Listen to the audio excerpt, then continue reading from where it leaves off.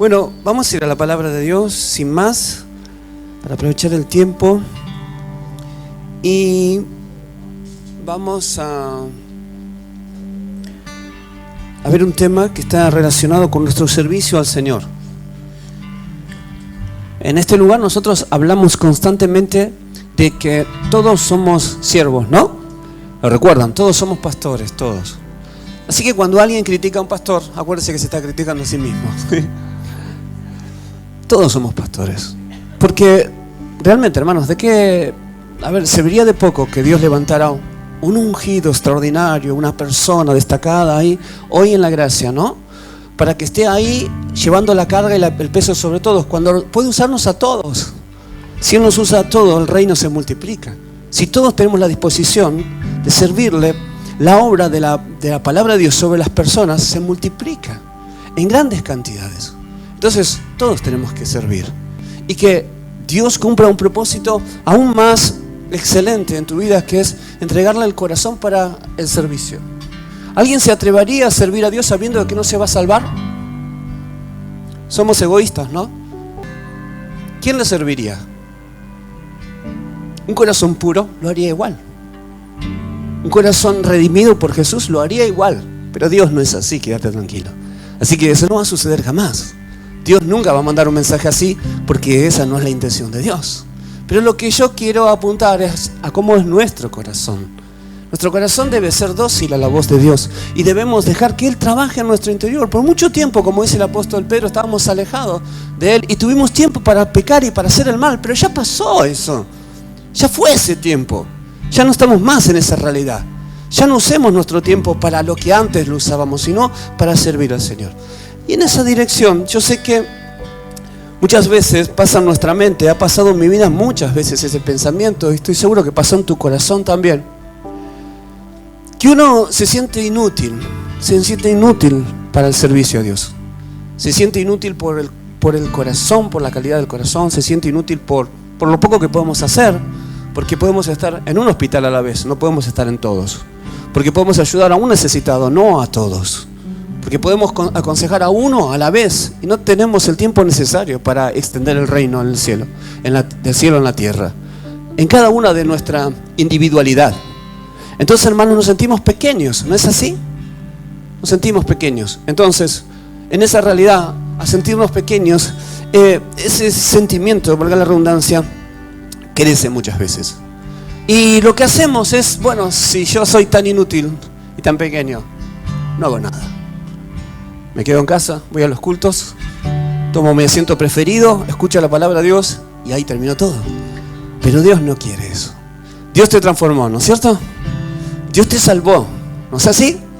Dios nos perdonó todos nuestros pecados. Él sanó nuestras familias, nuestros hogares, nuestras condiciones. ¿O está trabajando en eso? ¿No es así? Entonces, ¿qué vamos a hacer nosotros?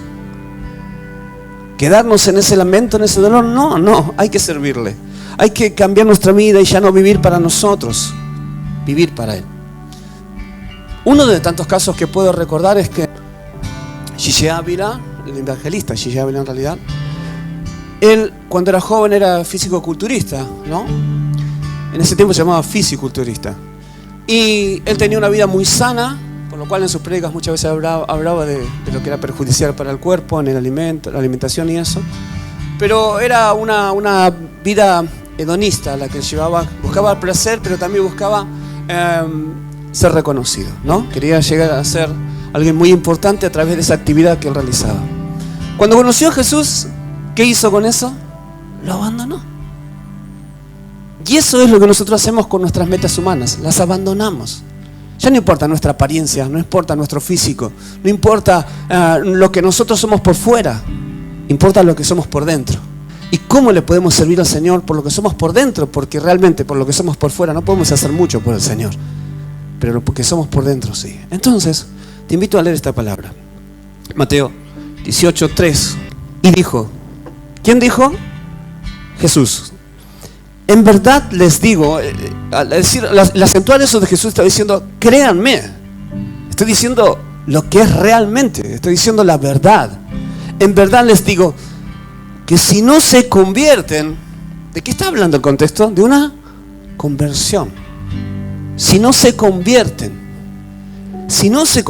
nótense que estoy usando una versión, vas a notar una sutil diferencia, que es la Nueva Biblia de las Américas. Esta versión habla como nosotros hablamos, ¿no? Sin el vosotros, ese tipo de palabras españolas. Entonces, consideré que iba a ser más exacta las palabras. Si no se convierten, en esta traducción lo dice, y podemos pensar que no dice, si yo no te convierto.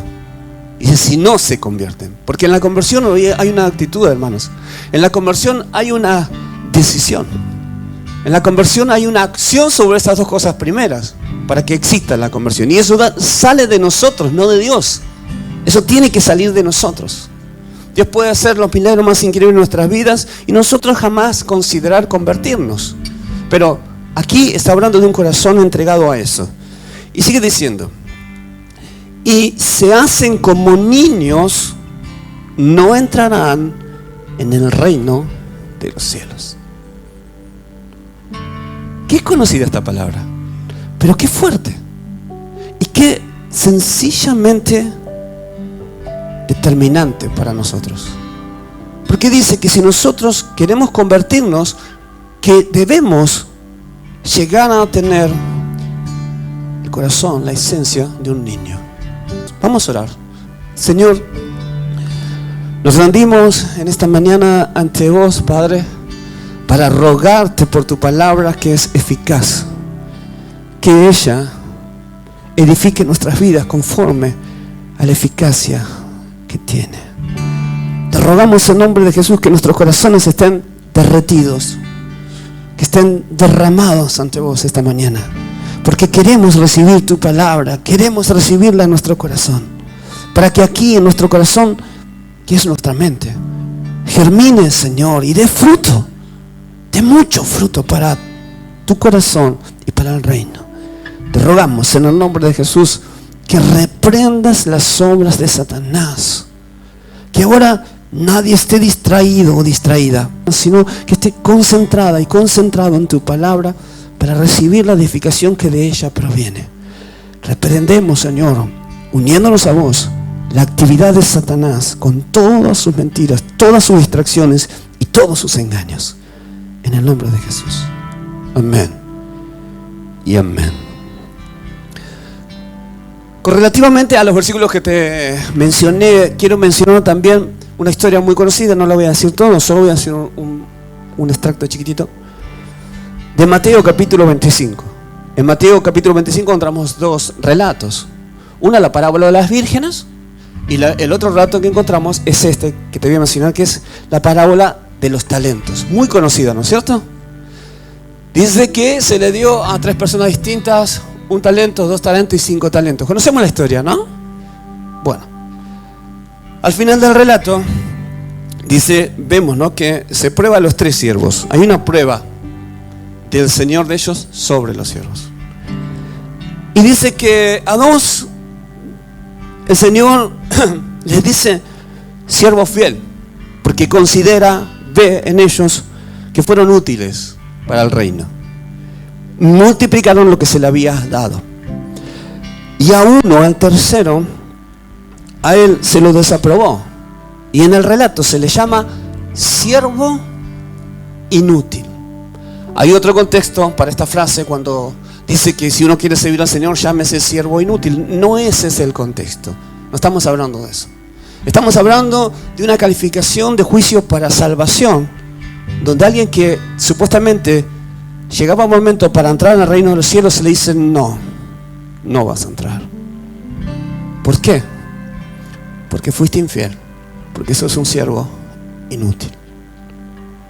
Que esa frase jamás la escuches, que yo jamás la escuche.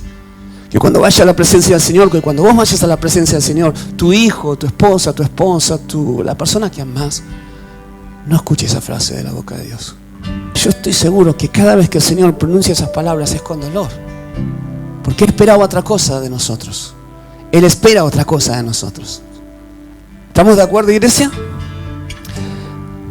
Entonces, conforme a esta definición de Mateo 25:30, y al siervo inútil, échenlo en las tinieblas de afuera. Allí será el lloro y el crujir de dientes. Claro, tampoco se predica en las iglesias hoy exitistas del infierno que nadie cree que este lugar existe. Un poco porque no se predica y un poco porque la cultura nos dice, se ríen de esos. Vas a encontrar propagandas que se ríen de la existencia de Satanás y se ríen de la existencia del infierno. Pero hermanos, la voz de Dios nos dice que el infierno existe. Y también nos dice que Él no quiere que ninguno se pierda, sino que todos se salven y que ninguno vaya al infierno. Pero Él mismo, en su justicia eterna, no puede alterar los patrones de la realidad que forjó. Y no puede llevar a un impuro a un lugar santo, porque lo va a terminar contaminando. ¿Se entiende? Es como poner manzanas podridas en un cajón de manzanas sanas. Les va a afectar. Entonces no puede hacer eso. Solo justicia. Y a la vez dolor para el Señor cuando cada vez que tiene que decirle a alguien siervo inútil. El gran contraste de esta palabra, de este mensaje, se halla en las palabras útil, inútil. Útil, inútil. ¿Para qué útil o para qué inútil? Para el propósito del reino de Dios en nuestras vidas. Para el propósito de Dios en tu corazón. Para el propósito de Dios en tu eternidad. Para eso.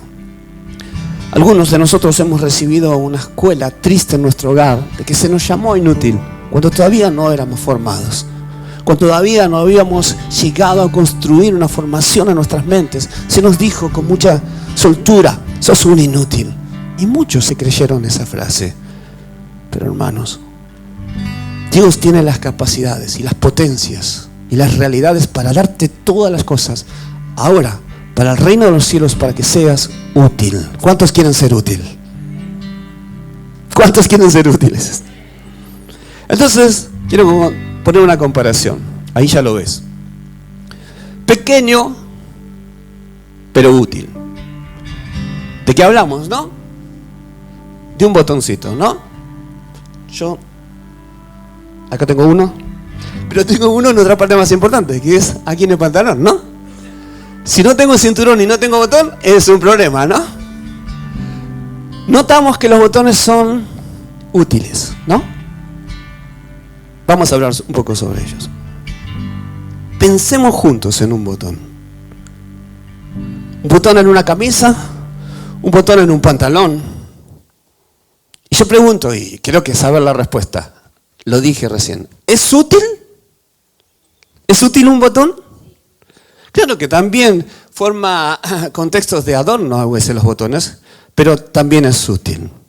Claro que sí. También pueden enseñarnos algunas lecciones este botón. Imaginemos que hoy tendríamos dos opciones de sermones para compartirles. Uno era un monumental mensaje teológico con un monumental contenido etimológico que yo podía haber traído hoy.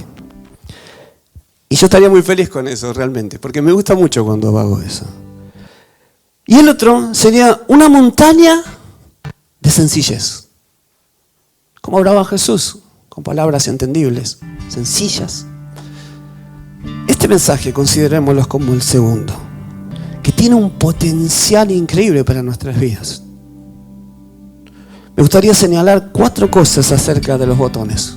4, nada más. El botón es algo pequeño, ¿no? Hay botones grandes, pero por lo general son pequeños en comparación a la utilidad que ellos tienen en algo. Es pequeño en relación a una camisa, a un pantalón, como te decía, a un saco como esto. Pero hay un complejo en nosotros los seres humanos. Porque como también nos hemos creído, sos un inútil, la frase de nuestra niñez, también algunos se han creído, tenés que ser un gran hombre, una gran mujer. Y eso muchas veces nos lleva a un puerto equivocado. Porque ser grande en la tierra muchas veces es algo muy distinto a lo que Dios considera como grande. Es el mundo al revés, ¿se acuerdan?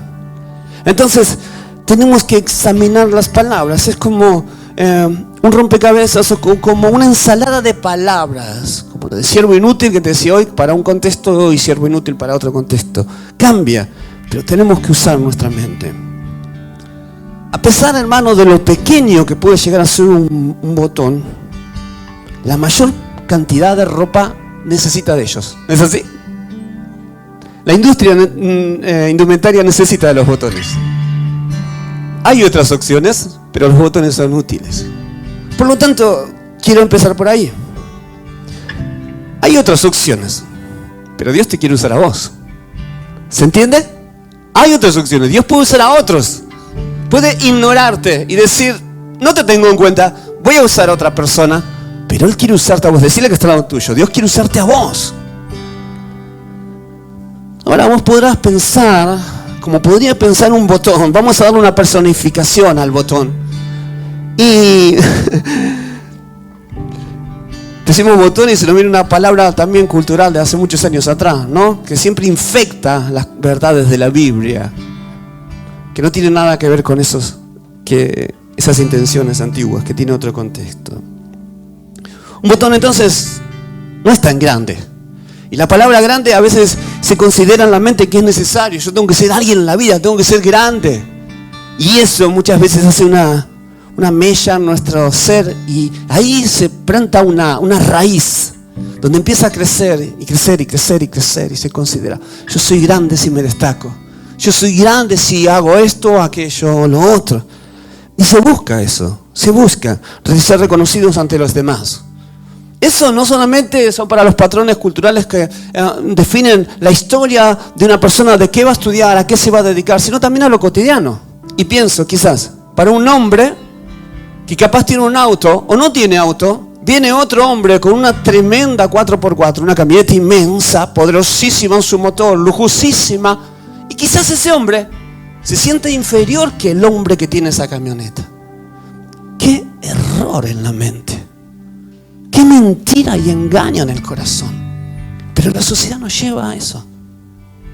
La sociedad nos lleva a hacernos creer que si tenemos ciertos logros, somos ciertas cosas, y si no los tenemos, no lo somos. Todo lo que yo te quiero hablar hoy, y quiero encasillarme en eso, es en la utilidad, no en la grandeza, en la utilidad.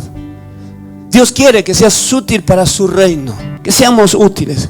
Pero hermanos, si bien va a estar en el sentimiento, va a estar en ese sentimiento, podamos hacer lo que tengamos a disposición para Dios. Tengo más de 30 años de cristianos, he hecho muchísimas cosas en mi vida para el Señor, pero siento que son nada, que no he hecho nada para Él. Siento que realmente soy un inútil. Eso nos va a pasar, sentimos eso. Quizás tu vida sea semejante y a lo largo de tu vida en Cristo, sea corta o larga, hayas servido al Señor con todo el corazón, pero aún vas a seguir sintiendo de que es poco lo que das. Pero sobre eso trabajemos, pensemos un poquito en eso. No debemos despreciar lo pequeño. No debemos despreciar lo pequeño. ¿Por qué despreciamos lo pequeño? No debemos hacerlo. Culturalmente, socialmente esto se hace. Y nosotros, como muchas realidades que suceden en la iglesia, nos infectamos con esa forma de pensar. Pero hermanos, ¿por qué despreciar a lo pequeño? ¿Por qué tener a menos a lo pequeño? Las cosas chicas. Primer texto. Y dijo, en verdad les digo que si no se convierten y se hacen como niños, no entrarán en el reino de los cielos. Si yo diría ahora, a ver, tráiganme un bebé, un niño de 2 años que va a predicar él, ¿qué pensarías? No está capacitado para hacerlo, ¿no? Si yo te digo, en la empresa tal está necesitando un gerente general, lleva a tu chiquito de 4 años, ¿qué él va a hacer? El gerente de ese lugar. Es una ridiculez, ¿no? Pensarlo, examinarlo, no va a suceder.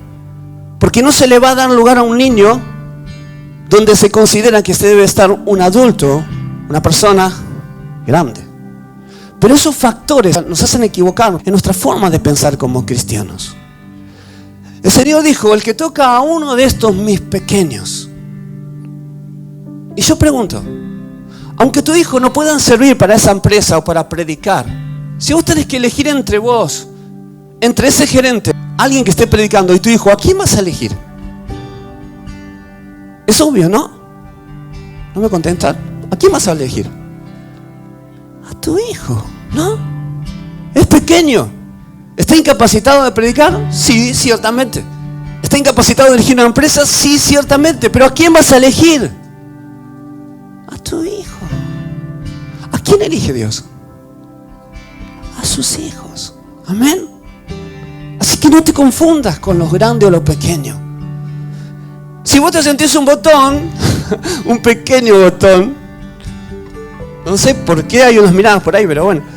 Si te sentís un pequeño botón, lo sos. ¿Te duele? Yo soy un pequeño botón. Soy algo que apenas tiene una función pequeña en la grandeza de algo. Y te está bien. No te sientas mal por eso. Decirle que está en lo tuyo, no te sientas mal por ser un pequeño, vamos a poner esto primero, un pequeño botón. No te sientas mal por ser un pequeño botón. No debemos despreciar lo pequeño. Amén. Cuando querés charlar con alguien y estás en tu casa, quizás con un dolor, con una dificultad grande, no se te va a ocurrir presentarle eso a tu hijo, a tu niño. Pero ¿por qué no lo haces? Con el cuidado necesario de no lastimar su mente. ¿Por qué no hablas con él o con ella? Quizás te dé un consejo más sabio que uno grande. Nunca sellemos las cosas en nuestra mente, en nuestro corazón. ¿Cuántas veces Dios usó a los niños? El Salmo 8 habla de esto, que Él usa a ellos para grandezas que otros no lo hacen. Él, ¿cuántas veces? En la iglesia, hermano, acá nos cuenta, mi hijo me dijo, mamá, tenemos que ir a orar, tenemos que ir a la iglesia, cuando no venía a la iglesia. Detalles chiquititos, un detalle, una cosita ahí, apenas cositita en un lugar. Detalles. Un pequeño botón, es tu hijo también. Un pequeño botón somos nosotros, soy yo. No debemos despreciar lo pequeño. Nuestro Señor Jesús dice, si no se vuelven, si no se convierten de sus caminos y se hacen como niños, no entrarán en el reino de los cielos. Miremos con sencillez esto que es absoluto, es una verdad absoluta, no tiene variantes. Esto es determinante. Dios está diciendo 1 más 1, 2 puntos, no va a tener otra regla. Esto es absoluto. Primero, lo que menciona Mateo 18, al comenzar el versículo 3. Habla de volverse, es conversión, es transformación, es regeneración. Romanos 12, 1, 2, ¿se acuerdan? Tantas veces lo he dicho porque creo que es el mensaje más enunciado, mencionado en prédicas. Así que, hermanos, les ruego por la misericordia de Dios que presenten sus cuerpos como sacrificio vivo, santo, agradable a Dios, que es su culto racional. No se conformen a este mundo, sino transfórmense por medio de la renovación de su entendimiento para que comprueben cuál sea la buena voluntad de Dios, agradable y perfecta. ¿Cuántos queremos tener ese fin de esos dos versículos? Que la voluntad de Dios agradable y perfecta esté sobre nuestras vidas. Todos los hijos de Dios queremos esos. Entonces, hermanos, escúchenme. Escuchen al Señor, escuchen su palabra. Si vos querés cambiar, tenés que saber y reconocer que tenés que querer cambiar de verdad para hacerlo. Valga la redundancia, tiene que haber un sentimiento de querer hacerlo para cambiar.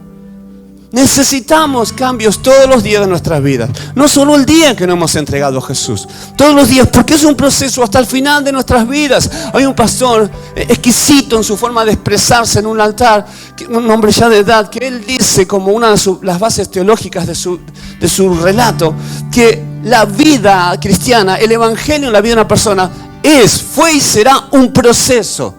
Es un proceso sin fin. Un proceso que vamos viviendo desde el momento que lo conocemos hasta que partimos de esta tierra, en el cual Dios en ese proceso nos va mutando, cambiando, construyendo, formando a la imagen de Jesús. ¿Cuántos quieren eso para sus vidas y para sus seres amados? Volverse, conversión, transformación.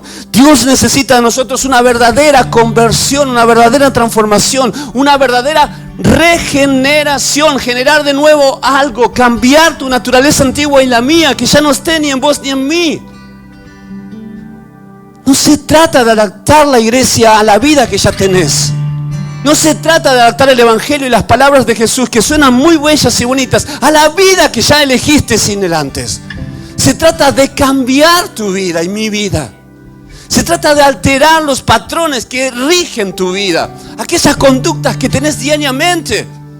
Las personas que no hacen eso siguen diciendo malas palabras, siguen fumando, siguen teniendo actitudes cercanas a la idolatría, siguen acercándose a los malos consejos, les gusta la violencia y hay un montón de cosas más, una montaña inmensa que era lo que antes regía nuestras vidas, pero ya no hoy. Porque hemos vivido o sufrido, en el sano concepto de esa expresión, una conversión. Fuimos transformados. El que me conocía a mí a mis 18 años no identificaría que tiene algo que ver con mi vida hoy. Era otra persona. Pensaba en otras cosas. Tenía un montón de inmundicia en mi corazón. Un montón, como en la mayoría de nuestros casos, antes de conocer a Jesús. Pero Él vino y nos depuró, amén. Nos pasó por la limpieza del agua del Evangelio, la pureza del Espíritu Santo para limpiarnos. Conversión. Volverse, dice el pasaje de Mateo 18. Segundo, dice, y se hacen, habla de una acción, y se hacen, si se convierte en esa acción, también se ajusta a esto, y se hacen. Eso habla de crecimiento, habla de desarrollo, habla de un ciclo, de una formación que tiene sus altos y sus bajos, pero también una transformación. Habla de una metamorfosis, hermanos. Habla, la palabra más exacta es de una formación. Cuando dice y se hacen, está diciendo fórmense, háganse como mi hijo. Lean lo que Él es. Acá está. Si no lo lees, no vas a saber lo que es Él. Léelo todos los días de tu vida. Lee la Biblia todos los días y vas a saber qué quiere Jesús. Al saber qué quiere Jesús, vas a buscar la forma de Él. Amén. Ya no vamos a querer ser como el mundo es. Con las referencias que Él tiene.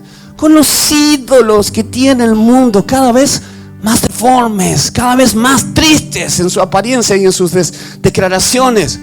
Y no estoy atacándolos. Lo que estoy diciendo es que en qué ponemos nuestros ojos. Eso estoy diciendo. El único molde, el único formato perfecto es Jesús. El único, no hay otro. Esto se desarrolla por la formación de la fe en tu vida y en mi vida. Entonces, y se hacen crecimiento, desarrollo, metamorfosis.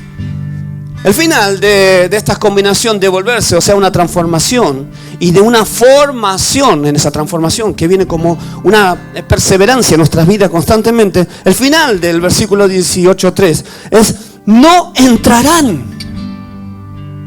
¡Wow! No entraremos si no somos como un niño. ¡Qué noticia! Fuerte, dolorosa, incómoda, pero igual importantísima. Él nos está diciendo: no tenés la llave para entrar al reino de los cielos. No vas a abrir esa puerta de ninguna forma. Quizás hasta esta altura quiero hacer esta aclaración. No está en el bosquejo, pero quiero que el Señor quiere que lo diga. Tu corazón, como el mío, estuvo muy sucio. Y vos decís: yo no puedo ser como un niño. Ya está, Dani, ya me contaminé tanto. La impureza está en mi corazón, está acá adentro. ¿Cómo la saco? Bueno, la aclaración que quiero hacer: sí, se saca. Se sale y asombrosamente podrás sentirte como un niño. Hermanos, aunque pequeño el botón, tiene un trabajo importante para hacer básicamente algunas cosas. Algo que hace un botón es sostener. Y si bien parece una simpleza demasiado grande, sirve para el ejemplo. Un botón sostiene. Y nosotros debemos, con nuestra forma de vivir, con nuestra forma de hablar, con nuestra forma de actuar, debemos sostener el Evangelio en la tierra. Somos nosotros, la iglesia, los que tenemos que hacer eso. Otra cosa es que a causa de que el botón sostiene una prenda, también protege. Hace muchos años, aproximadamente 2000, en la ciudad de Roma había un hombre llamado Pablo, de Saulo pasó a Pablo, cuya profesión era hacer tiendas, carpas. ¿Para qué servían esas tiendas? Para proteger, básicamente. Proteger de los vientos, de las tempestades, de la lluvia, del frío. Proteger. Para la gran mayoría, Pablo era un desconocido, porque te estoy hablando de la virtud para lo que sirve un botón. Para algunos, Pablo era un charlatán, de hecho se lo dijeron, lo relata la Biblia que lo llamaron charlatán. Para muchos, Pablo era un don nadie. Eso era Pablo. Pero ese pequeño botón llamado Pablo, que no era el rey del imperio, estaba predicando y enseñando, o sea, sosteniendo la verdad. ¿Para qué sirve un botón? Para sostener. Estaba sosteniendo la verdad. La estaba sosteniendo de pie y protegiendo el evangelio. Que Jesucristo, él decía, era, es y será el rey de todo el mundo. Eso, de ese pequeño botón, fue rechazado compulsivamente por el rey de ese momento, quien era Nerón. Nerón se enojó mucho por eso.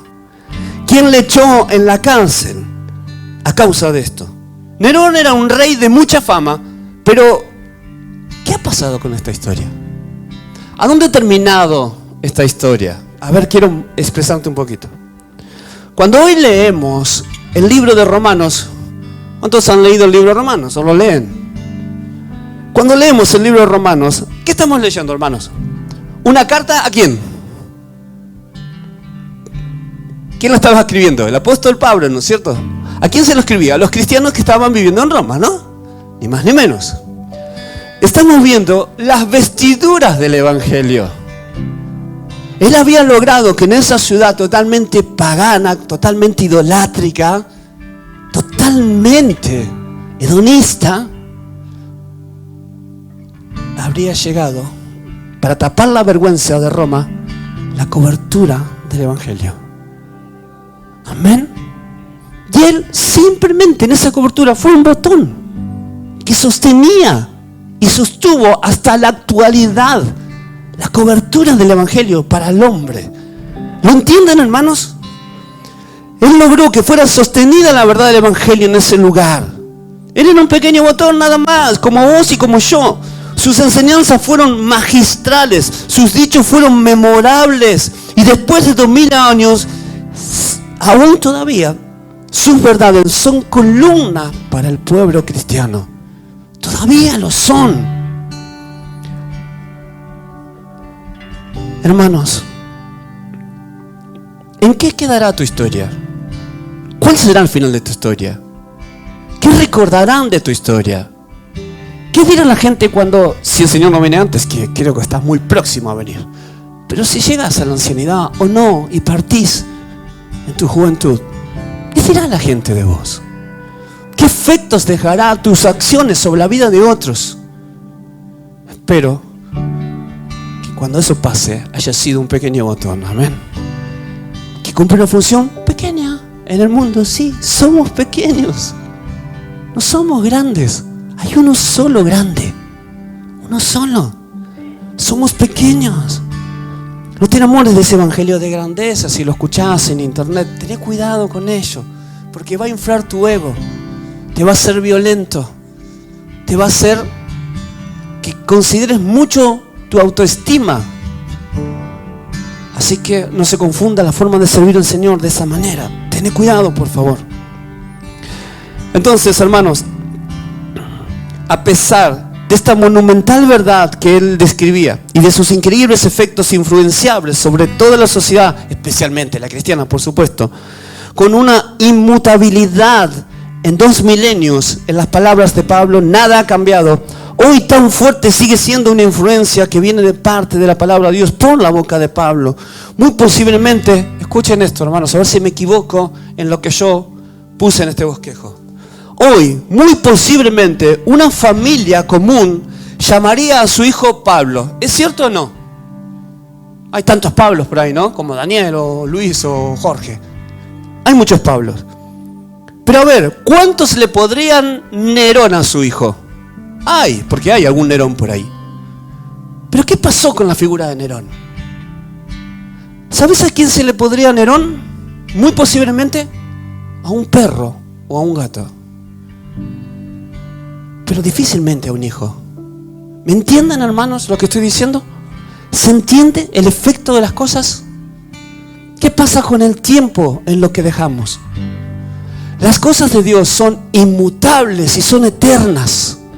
No perecen ni en 10 años, ni en 100, ni en 1000, ni en 10.000. No perecerán jamás. Son eternas. Lo que había en Pablo permanece porque es eterno. Es el poder del Espíritu Santo fluyendo en la vida de los seres humanos. Es eterno. Nosotros, ¿qué vamos a elegir? ¿Ser importantes como Nerón? ¿Ser grandes como Nerón? ¿Para llevar laureles en nuestra cabeza y tener sirvientes? O si no, la otra opción es ser como un niño, pequeño y a su vez gigante, como Pablo, llevando el Evangelio como él lo hizo a cada rincón de la tierra que tuvo posibilidad de hacerlo, que estaba a su alcance. ¿Qué deseamos? ¿Te interesa transmitir el Evangelio? ¿Te importa llevar el Evangelio? Comenzá haciendo misiones en tu casa, hacer misiones en tu barrio, hacer misiones en tu trabajo. Misioná. No digas, el Señor me va a llamar un día para tal lugar y mientras tanto no haces nada. No cometas ese error. Gloria al Señor. ¿Cuántos lo glorifican? Gloria al Señor, gloria al Padre, por eso gloria al Hijo y al Espíritu Santo. Gloria a su nombre.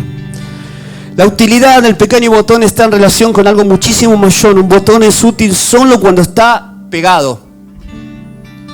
Este botón, si estuviera suelto, tirado, puesto aquí en cualquier lugar, no tendría ninguna misión. ¿Amén? ¿Estamos de acuerdo? Vos y yo, como un pequeño botón en el reino de los cielos, aquí en la tierra primeramente, hasta que estemos allí con Él. Lo mismo, necesitamos estar pegados a Jesús, pegados al Evangelio, pegados a la verdad del Evangelio, pegados al poder del Espíritu Santo.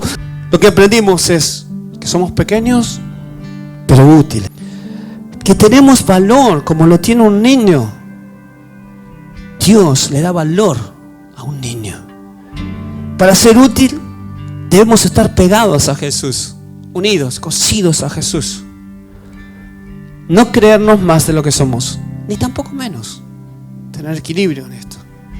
Si querés ser como un pequeño botón, como yo también lo quiero ser, para lograrlo y para ser feliz con ello, que no sea una carga para tu vida, ¿te parece que oremos juntos ahora? Te invito a orar conmigo, ¿te parece? El que quiera hacerlo, yo lo invito a que oremos juntos. Vamos a golpear la puerta de los cielos, vamos a decirle: Señor, que nuestras palabras lleguen a tu trono.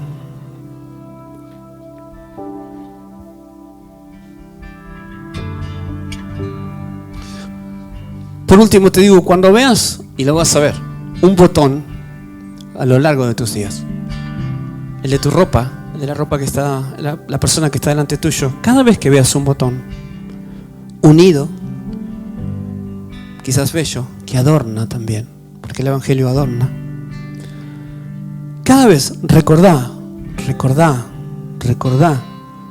que vos sos como Él, sos como ese botón, pequeño pero útil para la reina de los cielos.